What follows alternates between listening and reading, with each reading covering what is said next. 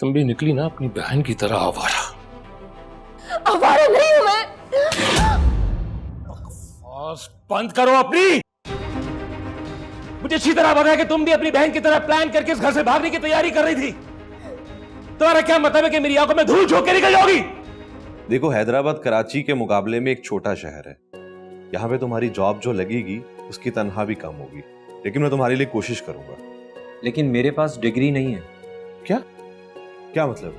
अब मैं सबा की शादी की ठान चुकी हूँ, तो कोई अच्छा बर भी तलाश कर लूंगी। आप फिक्र मत करें। शाना, तुम आज तक मेरी समझ में नहीं आई। अबा,